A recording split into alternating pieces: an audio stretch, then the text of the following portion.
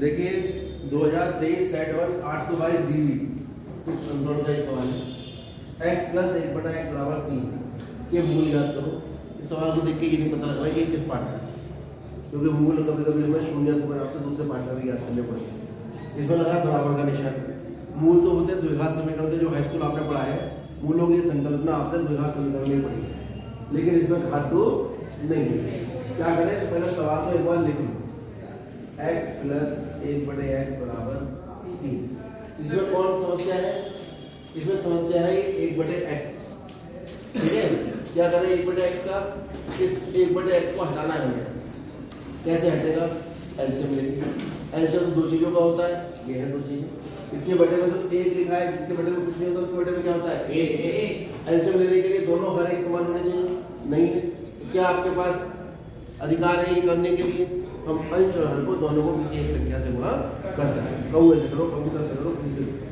यहाँ पर कितना लिखा है? x, तो ऐसा करते हैं x से हर में गुणा करते हैं और x से ही अंश में गुणा कर लेंगे। जैसे हमने गुणा करी x गुणा x क्या बन गया? x स्क्वायर और x गुणा 1 प्लस 1 बटा x बराबर। साफ साफ पता लग रहा है, हमें इसका एलसीएम ले सकते हैं। एलसीएम में हर ऐसे लिख देते हैं एक बार, और अंशों को लिख दीजिए जो भी निशान दोनों में मिले। जब भी ऐसी स्थिति आती, अंश बटे हर, इधर एक भिन्न और इधर एक संख्या है, तो क्या करते हैं? तिरछी गुणा हो जाती है। इसकी गुणा इससे, कैंची गुणा भी कहते हैं उसको। ऊपर की गुणा नीचे वाले से और नीचे की गुणा ऊपर वाले से, बराबर अपने इधर है। अब इसमें तो नीचे कुछ नहीं है, बटे में हमें होता है किसी संख्या के बटे में एक लिख लेते हैं। तो इसकी गुणा इससे हो जाएगी x स्क्वायर प्लस 1 गुणा 1 बराबर कितना होगा? 3 गुणा x। 1 से इससे गुणा करोगे यही आ जाएगा। 3x प्लस का है, इधर लेके आओगे माइनस का। सवाल ये इसको लिखे कहाँ पे? यहाँ लिखे, यहाँ लिखे। तो नियम ये कहता है घात 2 के बाद घात 1 आएगी, तो घात 1 वाला इधर आ रहा है, तो प्लस का 3x इधर कितना हो जाएगा? ये प्लस 1 अपनी जगह ऐसे का ऐसे। ये बात समझ में आ गई? जैसे द्विघात समीकरण बनी तो आप क्या करेंगे? इसकी तुलना कर लेंगे तुरंत। किससे? ये आपको याद रखना है। 0 से क्या करने पर? तुलना। अगर ये नहीं भी लिखोगे तो भी हम मान लेंगे कि आपने तुलना करा। a का मान कितना आ गया? ऐसे x की घात 2 को कौन गुणा करता है? जहाँ कुछ नहीं करना वो 1 होता है। 1 b का मान कितना है? और c का मान कितना है? तुरंत किसका मान निकालेंगे? विभक्ति। और विभक्ति को कहते क्या है? छोटी डी। और क्या होता है इसका मान? b square minus 4ac। ये सब लोग याद कर लो, ये तो रोज याद हो रहा है कि विभक्ति को डी कहते हैं और डी का मान कितना होता है? b square minus 4ac। मान रखने का तरीका होता है, जिसका मान रख रहे हो वो बराबर में हमारे पास होना चाहिए है, और जिसका मान रख रहे हो ब्रैकेट में रख देंगे। अगर ऋणात्मक है तो, धनात्मक है तो ऐसे रख देंगे। b का मान माइनस का 3 है, तो माइनस के 3 का मान -4 1 गुणा 1। माइनस का 3 का मान कितना हुआ? माइनस का मान तो हमेशा प्लस होता है, और 3 का मान 3 के मान का मतलब है 3 के 2 बार गुणा, 3 दिया 9 -4 कितना आ गया? किसका मान है? डी का मान अगर ऋणात्मक होता है तो ये समीकरण हल नहीं हो सकती। अगर डी का मान ऋणात्मक आता है तो समीकरण हल नहीं हो सकती। लेकिन क्योंकि यहाँ पर डी का मान धनात्मक आया है, इसलिए ये समीकरण हल हो सकता है। जब ये हल हो सकती है तो इसे हल करते हैं। इस सवाल को बाद में करेंगे, पहले से। जब ये हल हो सकती है तो फिर हल होगी, और हल करने के लिए क्या लगाना पड़ेगा हमें? श्रीधराचार्य सूत्र। ये क्या नाम है इसका? या दूसरा नाम क्या है? श्रीधराचार्य सूत्र। क्या है श्रीधराचार्य सूत्र? x बराबर -b प्लस -a। क्या करता है ये सूत्र? मूल निकाल के देता है।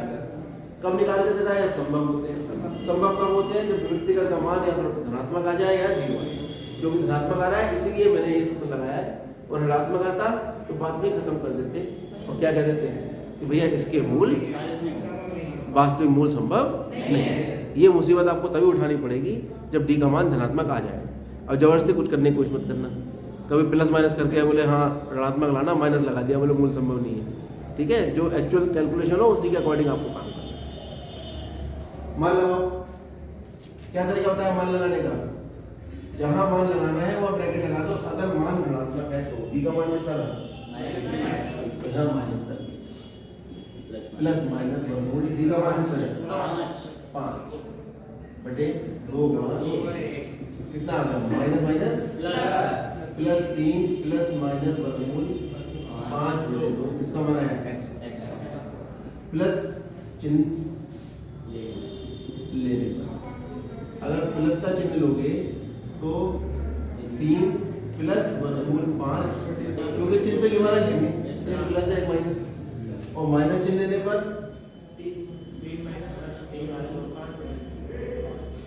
x बराबर, आप सोचोगे ये प्लस क्यों लगाया, क्योंकि प्लस लगाओ मतलब प्लस ही मारेगा। 2 मूल निकल आए, यही समीकरण के मूल। लास्ट में लिखेंगे, कहते हैं तो घात समीकरण बन गई है के मूल कौन कौन है? 3 प्लस वर्गमूल 5 बटे 2 तथा 3 प्लस वर्गमूल 5 बटे 2 होंगे या समझ आ गया? इसमें इसने हमसे एक्स्ट्रा मेहनत करवाई है। क्या एक्स्ट्रा मेहनत करवाई? इसने इस समीकरण से हमसे द्विघात समीकरण बनवाई ना। अगर सीधे यहीं से सवाल देता तो तुम तुलना करके सीधे डी निकालते और तुरंत सूत्र लगाते, तुरंत मान निकल आता। ये हमसे इसने एक्स्ट्रा काम करा लिया। इस एक्स्ट्रा काम कराने के 2 नंबर एक्स्ट्रा होते हैं, तो ये 6 नंबर में आएगा। तो अगर इतना ही काम कराएगा यहाँ से यहाँ तक तो ये 4 नंबर में आएगा। बात समझ आ गई? और अगर खाली इतने ही काम कराएगा, व्यक्तिगत निकलवाएगा तो ये या मूलों के लक्षण पूछ ले, रोज यही बात हो रही है। अब जैसे ये सवाल है, इधर आ जाओ, क्या कह रहा है सवाल?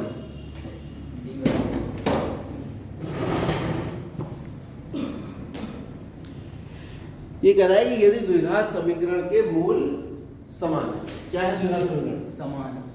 समान नहीं है, द्विघात समीकरण पूछ रहा हूँ आपसे। कितनी है? ax square plus bx plus c बराबर 0। ये तुम्हें याद नहीं करनी, ये सवाल में दिए, ठीक है? इसके मूल कैसे हैं? समान। याद रखिए, अगर मूल समान होते हैं, ये मैं पहले भी कई बार लिखवा चुका हूँ, फिर याद रख लो। तो d का मान कितना होता है? 0। तो लिख देता हूँ मैं, यदि द्विघात समीकरण के मूल कैसे हैं? समान हो तो d का मान कितना आएगा? 0। d का मान आएगा 0। और d का मान होता कितना है? समझ आ रही है बात? इस d की जगह d का मान रख दो, क्योंकि d का मान होता है कितना? और d का मान कितना है? 0। दोनों को तुलना करोगे तो दोनों के LHS बराबर है, दोनों का LHS भी बराबर होंगे। यहाँ से पता लगेगा कि b स्क्वायर माइनस 4ac बराबर कितना हो जाएगा? 0। कुछ बच्चे क्या करते हैं, ये सब याद ही नहीं रखते, वो डायरेक्ट कहते हैं अगर द्विघात समीकरण के मूल समान है तो b स्क्वायर माइनस 4ac बराबर 0। अब इस सवाल में क्योंकि द्विघात समीकरण ही वो दे रखी है जहाँ से abc निकाले जाते हैं, इसी से तुलना करते हैं हमेशा। समीकरण वो दे रखी है, तो यानी जो ये b और a और c है, ये अपने मूल रूप में। अब यहाँ से किसका मान निकालना है? ये अलग ही टाइप का सवाल है, इसमें गिनतियां ही, तो सी का मान निकाल देते हैं। हमारे से पे क्या फर्क पड़ेगा भाई? 20 का मान माइनस का है, इधर जाके कैसा हो जाएगा? और 0 जोड़ोगे इसमें तो कितना आ जाएगा? किसी भी संख्या में 0 जोड़ते हैं तो वही संख्या आती है, 0 से गुणा करते हैं तो 0 होता है। तो सी का मान कितना आ जाएगा? p स्क्वायर बटे 4, क्योंकि 4 गुणा करा है, इधर आके भाग, ये आ गया c बराबर b स्क्वायर अपॉन 4। तो बस जब ABC में तुमने मान दे रखे हैं तो हमारा C का मान भी B और A के पदों में आ गया, कोई दिक्कत इसमें क्लियर हो गई बात? चलो अब देखते हैं ये वाला सवाल जो आपके सामने लिखा हुआ है। सिद्ध कीजिए जो वर्गमूल 3 एक अपरिमेय संख्या। ये हर साल आता ही है, कभी कभी यहाँ पर 2 नहीं भी होता है, खाली वर्गमूल 3। समझ आ रही बात? अगर वर्गमूल 3 होगा तो अलग तरीके से होगा, और अगर वर्गमूल नहीं, 2 वर्गमूल 3 है या 2 वर्गमूल 3 प्लस 5 है ना, तो अलग तरीके से। जैसे कि वाला सवाल में बात करते हैं, तो जब भी किसी संख्या को अपरिमेय सिद्ध करना है तो आप मान लीजिए उसका उल्टा क्या होगा। ये वाली लाइन हमें याद रखिए। माना जो भी परिमेय समीकरण में कह रहा है 2 वर्गमूल 3 कैसी संख्या है? एक परिमेय संख्या है। परिमेय संख्या। ये उत्तर शुरू हो जाएगा। पहला ही बात जो आपसे कहेंगे, पहली बात ही ये कहेंगे कि इसका उल्टा। अब परिमेय संख्या करने कह रहा है, मान लिया हमने ये एक परिमेय संख्या, जैसे इतना मानोगे आधा या 1 नंबर आपका तैयार है। स्टेप मार्किंग आगे बढ़ते हैं। अगर परिमेय है तो परिमेय कौन सी होती है? बटे वाली संख्या है। 3 बटे 4 5 बटे 8 सब परिमेय होती है। इसमें एक अंश होता है और एक हर होता है, और हर कभी जीरो हो नहीं सकता, क्योंकि जीरो से किसी भी संख्या को दुनिया में भाग ही अकेली ऐसी प्रक्रिया है जो जीरो से नहीं हो सकती। जीरो से गुणा हो सकता है, जीरो जुड़ सकता है, जीरो घट सकता है, लेकिन जीरो से कभी किसी को भाग नहीं हो सकती। तो इसका मतलब अगर ये एक परिमेय संख्या है तो किस रूप में होगी? ये होगी p बटे q के रूप में, जहाँ पे q कभी भी जीरो नहीं होगा। p और q क्या है? होगी कोई संख्या, लिख दो। जहाँ p और q, जहाँ p तथा q पूर्णांक क्या है? पूर्णांक। अब ये पूर्णांक ऐसे तो नहीं है कि कभी इनमें कुछ कट रहा हो। जैसे 4 बटे 8 है, अगर मैं 4 बटे 8 लिखूंगा तो इसको तो 4 से काट के 1 बटे 2 लिखा है, तो पी क्यू तो कुछ और बन जाएगा। तो ऐसा करते हैं, पी और क्यू को ऐसा कर देते हैं कि ये कटेंगे नहीं आपको। उसके लिए आता है परस्पर सहअभाज्य। क्या शब्द आता है? परस्पर सहअभाज्य। एक और दो परस्पर सहअभाज्य, 4 और 8 परस्पर सहअभाज्य नहीं है। इतनी बात से आपको समझ में आ गया होगा सहअभाज्य संख्याएं क्या होती है। ठीक, तो जहां पी और क्यू परस्पर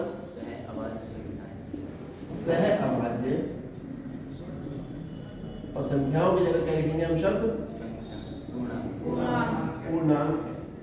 चलिए हो गई बात, कोई दिक्कत तो नहीं।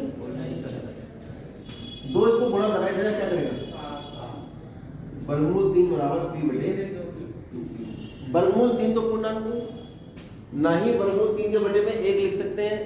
अगर लिख भी देंगे तो भी वो परिमेय नहीं हो पाएगी, क्योंकि परिमेय होने के लिए अंश और हर में से किसी एक का पूर्णांक, दोनों का पूर्णांक होना आवश्यक है। अगर एक भी पूर्णांक नहीं है तो वो परिमेय संख्या नहीं होगी। हम देख रहे हैं ये कैसी है? वर्गमूल 3 तो अपरिमेय होती है। और ये p पूर्णांक है, q पूर्णांक है, पूर्णांक के पूर्णांक से गुणा करें पूर्णांक आ गया। पूर्णांक होती है ऐसी संख्या है 0 1 2 3 -1 -2 -3, इस तरह की जो गिनती वाली संख्या और माइनस लगा दो उनमें, उन संख्याओं को हम कहते हैं पूर्णांक, जिसे अंग्रेजी में इंटीजर भी कहते हैं। तो यहाँ से हम देख रहे हैं ये तो अपरिमेय है और ये क्या है? परिमेय। यानी ये कैसी संख्या है? अपरिमेय संख्या। और ये कैसी संख्या है? परिमेय संख्या। तो जब ये अपरिमेय और ये परिमेय, तो दुनिया में अपरिमेय संख्या वो होती है जो परिमेय नहीं होती, और परिमेय वो होती है जो अपरिमेय नहीं होती। तो यानी दोनों बराबर नहीं होती। दो ही प्रकार की वास्तविक संख्याएं दुनिया में, एक परिमेय एक अपरिमेय।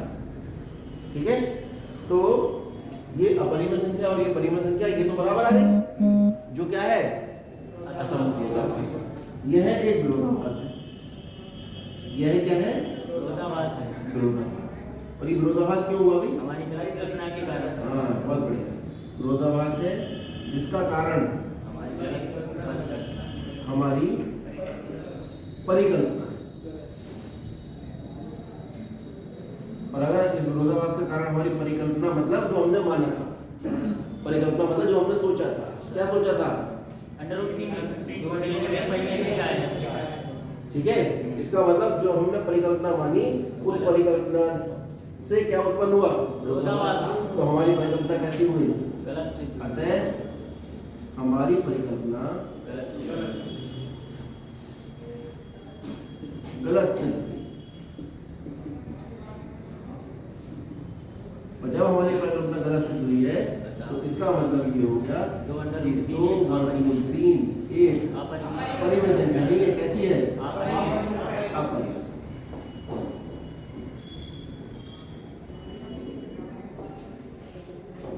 बस ये 2 नंबर में हर साल आता है। इसमें वो 2 वर्गमूल 3 + 4 भी लिख सकता है। तब भी हम यही करते हैं, इसको मानते पी बटा क्यू प्लस 4 निकल जाता या था पी माइनस क्यू माइनस 4, फिर हम 4 के बटे में 1 लिख के क्यू से ऊपर नीचे गुणा करते तो आता 2 वर्गमूल 3 बराबर Q LCM P minus 4 Q, 2 इधर गुणा करना इधर जाकर करता भाग पी माइनस 4 क्यू बटे 2 क्यू। फिर हम कहते हैं भाई पी भी एक पूर्णांक है, क्यू भी एक पूर्णांक है, पूर्णांकों का अंतर भी एक पूर्णांक है, बटे पूर्णांक है, ये हो गई एक परिमेय संख्या और ये हो गई एक सेम कहानी। समझ में आ गया? जी सर। चलिए उतारिए। अभी आप ये वाला सवाल मत उतारना, इसको मैं पहले आप ये दोनों हल कर लो, इसके बाद